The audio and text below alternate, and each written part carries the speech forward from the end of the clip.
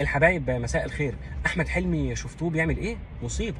بيروج للماسونيه ولعبده الشيطان، وبيعمل مسرحيه اسمها بني ادم كمان في السعوديه، والمسرحيه ديت فيها رسائل غامضه. الرسائل ديت بتقول ان الماسونيه هي اللي بتحكم العالم، وانك انت لو عايز تنجح لازم يعني تؤمن بمبادئها، وان كمان عبده الشيطان هم اللي هيسيطروا على العالم في الفتره اللي جايه، ويعني المستقبل ليهم والى اخره. ايه صحه الكلام ده؟ وهل الكلام ده حقيقي ولا لا؟ هقول لكم على تفاصيل.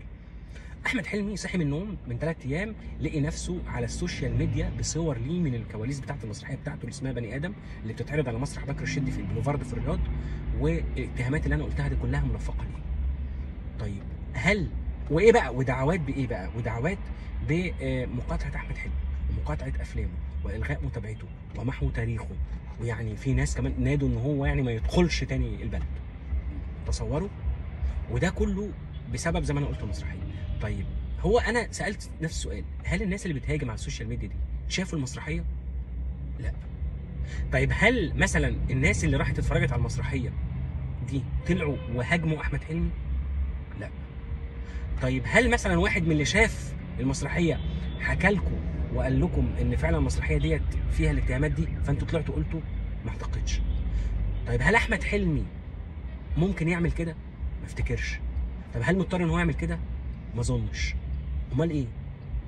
وكل الحكايه ان احنا بقينا نجيب واحد نقذفه ونتهمه ونحكم عليه ونخلص عليه وهو ممكن يكون نايم في سريره في بيته. هي كده السوشيال ميديا بقت كده.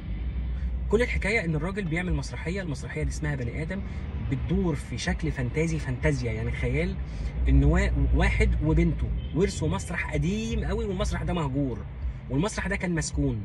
تمام؟ ف الناس اللي يعني او اللي هم الارواح اللي ساكناه مش عايزين الراجل ده وبنته يفتحوا المسرح تاني وينوروه ويشغلوه. فواحد من الارواح دي تجسد على شخصيه بني ادم اللي هو احمد حلمي. طبعا هو زي اكيد ظاهر بقى القرون وما اعرفش ايه، واللبس الاحمر في اسود والكلام ده كله، والمواقف كلها كوميديه، يعني مسرحيه كوميديه ما فيهاش اي حاجه. ومعاهم محمد جمعه وحمدي المرغني، ومعاهم حاجات ناس يعني مصريين كلهم، واعتقد ليهم يعني ما لهمش سابقه اللي هي المواقف دي. يعني احمد حلمي السنه اللي فاتت كان بيعمل مسرحيه اسمها تيت. المسرحيه دي كانت بتتكلم عن القضيه بتاعتنا ضد ولاد العم، ويعني في عز بقى الازمه، والراجل طلع وسرد القضيه ونصر القضيه و هل من المنطق والعقل انه بعد 12 شهر او اقل يروح هو طالع عامل مسرحيه بتناصر الاخوه البعده والماسونيه ومعرفش ايه؟ طب هل احمد حلمي مثلا ليه اعمال قبل كده كانت بتلمح لكده؟ خالص. هل احمد حلمي كان ليه اعمال مشبوهه؟ خالص. هل احمد حلمي اصلا كان ليه اي نشاط مشبوه؟ ابدا. ده السنه اللي فاتت احمد حلمي كان في هولندا تقريبا، وبعدين لقي فيه مسيره بتناصر القضيه وراسمين العلم بتاع فلسطين والكلام ده كله، الراجل مشي معاهم ونصرهم. فيعني ما اعتقدش ان هو عنده شيزوفرينيك، يعني ما اعتقدش ان احمد حلمي مثلا عايش بشخصيتين او ملاوع او راجل مثلا مخادع خالص. محو تاريخ بالكامل. بقينا نحاسب احمد حلمي على حاجه هو ما عملهاش. يعني الراجل اصلا شايف شغله وبيشتغل، انا ما شفتش مسرحيه، بس انا متاكد لان انا كلمت ناس من الناس اللي موجوده في مسرح، احد ابطال مسرحيه قال لي اقسم بالله ابدا انا ما اعرفش ايه اللي بيحصل ده ليه. وبعدين هو مش احمد حلمي اول واحد يجسد شخصيه الشيطان اصلا.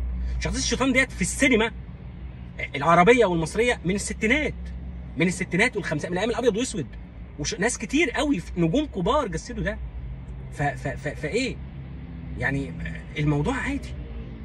يا جماعه ارجوكم لا تنجرفوا وراء هذه الشائعات، لان في ناس بتنفخ في النار، في ناس مش حابه حلمي، في ناس غيرانه من حلمي، في ناس مش عايزه حلمي ينجح عادي. وانا على فكره انا قبل كده مثلا ما انا طلعت وهاجمت حلمي او انتقدت حلمي وقلت له مثلا بقالك فتره ما بتنجحش في السينما مثلا، لا وبالارقام ما قلتش بقى وانا مغمض عينيا، لا ده قلت له انت عندك فيلم كذا عمل كذا وعندك فيلم كذا، ففي ادله. لكن كونك انك انت تروح رازع كده حاجه، ايه ده؟ ليه كده؟ فانا بقول لكم احمد حلمي المسرحيه بتاعته ما فيهاش الكلام ده خالص، ولا فيها تلميحات ولا رسائل، وهو اصلا لا مضطر يعمل كده، وهو في حل ان هو يعمل كده، وما اعتقدش ان اساسا يعني ممكن يتعمل كده.